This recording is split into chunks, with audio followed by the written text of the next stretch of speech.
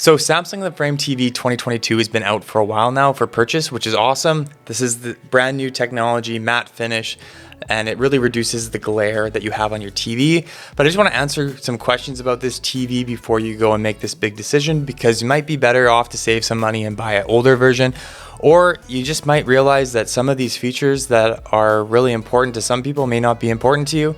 And I don't really want you to waste your money on this TV if it's not worth your while. So stay tuned for this entire video and we'll go through some specific questions about this TV that I've experienced, talk about some of the speed of the TV and what you're really going to look forward to when you purchase this TV and wait for it to arrive at your front door. How good is the Frame TV for dark scenes and for movie watching? From my experience, I've really enjoyed watching movies, but I have noticed by watching darker TV shows and darker movies that you're not getting that full enrichment that you get from an OLED TV, because it just doesn't have that local dimming that other TVs have. So you can see some lighter spots around the TV when you're watching a really dark scene, just because it's not really an OLED TV and it doesn't excel in that situation. Just something to be aware of if you're a big snob on this kind of stuff, that an OLED TV or higher quality QLED, micro mini LED QLED stuff, it's not going to perform to that same degree, and it's not worth buying this TV to sacrifice. I know LG does have their own TV that has art mode on it, so that might be something of more interest to you. How fast is the operating system on the Frame TV? And from my experience on the 2020 version, going through it is fine. It's not lightning fast, but it's acceptable. One thing I don't like is on art mode, it does take a long time to set different art. So now what I have watched and what I've read is that in the 2022 version, that is increased quite a bit. So you're not going to have super long wait times to preview your art compared to the prior models.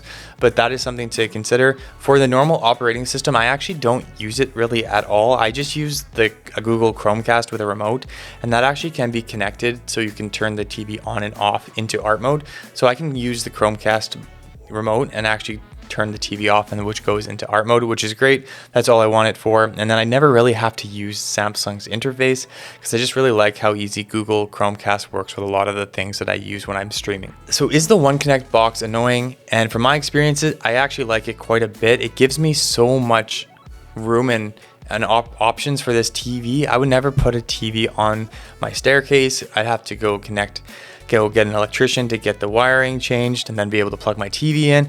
But this way I can just run the wire down my wall and connect my One Connect box into a plug that I already have connected, and the TV's working great. So I've really enjoyed that. It gives you a lot of opportunity. So yeah, it's not that big. It's about this big, not super thick. I've enjoyed it because I can plug in my Chromecast, plug in gaming consoles to it, and it's good to go. So it actually makes it quite convenient, because if I had it on the TV, taking those accessories on and off of my TV would be quite annoying, and I just frankly wouldn't do it on the situation where I have the TV, because yeah, it would just be very frustrating. So how realistic is the art mode? And from my experience on the 2020 version, it's fine. I have it on my staircase, so when people walk by during the day, they don't really notice it, and I tell them it's a TV. They're super amazed because they're not expecting it. But as the night goes on and the sun sets, you can tell that it is a TV, but it still looks great, and it adds a lot to a room compared to just having a black TV. So I'd take that any day of the week, having this art mode on.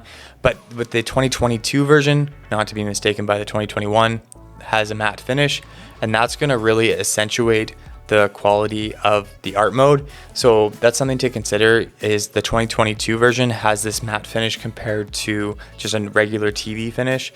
And that's something, if you really care about people thinking it's as much of art as possible, something to consider. But ultimately, you are using light to make this piece of art show up, so people are going to know that it's light compared to real art that's just going to get darker as the day progresses. So some people do have concerns about how the matte finish is going to impact the quality of the TV, and I have had some comments on my prior videos about people being concerned about that and having issues when they purchase the 2022 version.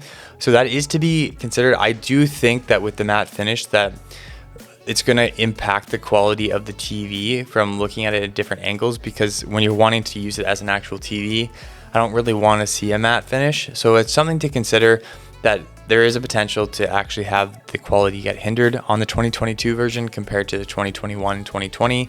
But that's something I haven't been able to test yet because I haven't had the TV in my house for testing it. How difficult was it for me to mount this TV? And it was actually very simple considering I put it on my staircase. If it was not on my staircase, it would be very easy. All I had to do is find a stud. I put some wall plugs on the other areas that I could not connect it to studs. Obviously, you'd want it to be on 2 studs if possible, so always do that at first. But anyways, once I mounted it and leveled it, all I had to do was bring the mount out. Then there's a little bar that is available for the TV to attach to, and you bring the TV up, you connect it to that bar, and then it's hung at like a 45-degree angle, kind of like this, and all you have to do is push the TV flat, and that's how easy it is. I love that it comes with the TV, so it kind of saves you $100-200 not having to buy a mount for yourself. And then the TV's up and it's good to go, and you don't have to really move it at all because you got the one connect box to disconnect all of your accessories. So one question that people ask is, can you put the wire inside the wall? And unfortunately, it's not fire rated, so you can't put it in the wall. For my TV, I had a wall that was open on the other side, so I just ran it down there, which was really convenient. But unfortunately, if you want to go to code, then you're not going to be able to put this wire behind a wall because you don't want to start any fires. But to be honest, the wire is pretty tiny, so you're going to be okay. It's not really going to be a huge hindrance. If I had this in my basement, I just throw it down the wall and it wouldn't really be a big deal. So that's something that you have to be aware of when you buy this TV. Now, another question people ask is, does it have 120 Hertz for gaming?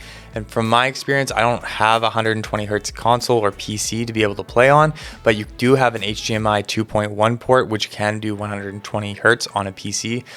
Unfortunately, I can't test that for a console, but you'd have to do some more research and figure that out for yourself, but it does have an HDMI 2.1 port. I know that if you have two, it only has one of these ports on the 2021 and 2022 models, so you're not going to be able to have two consoles potentially that have 120 Hertz connected at once. You're gonna have to switch those out, so that's something to be aware of, but there is only one HDMI 2.1 port. Another question that comes to mind is, how good is the motion sensor? And I really like it. When I'm walking by it, the TV does turn on, and then you can set for how long you want the TV to be on without motion. So if you want it to be only 15 minutes, you can set it that way, and that's going to save you some energy. But if you are sitting down with friends and no one's moving for a while, it's going to go black.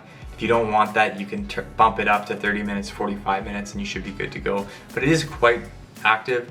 When I'm like probably about 10 to 15 feet away and I'm walking, it will detect me and it will turn on. So that's really nice. And that's the main reason I bought this TV, is because I don't have to do anything to it. The TV is just on when I'm around it, and that's huge to me. Other TVs you can put ambient mode on, but this one you don't have to.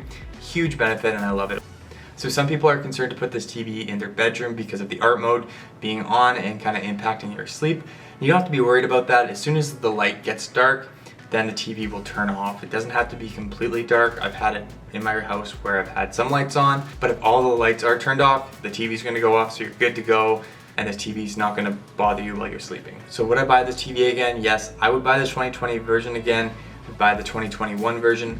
I will be very tempted to buy the 2022 version depending on what kind of deal I can get. I'm probably not going to get the 2022 version until it goes on sale, but I don't really need to replace my TV upstairs yet, so it'd have to be in the basement, and I don't really know if it's needed in my basement. So to be honest, in my basement I'd rather go with the OLED TV, so I don't know if I'll be able to test this anytime soon.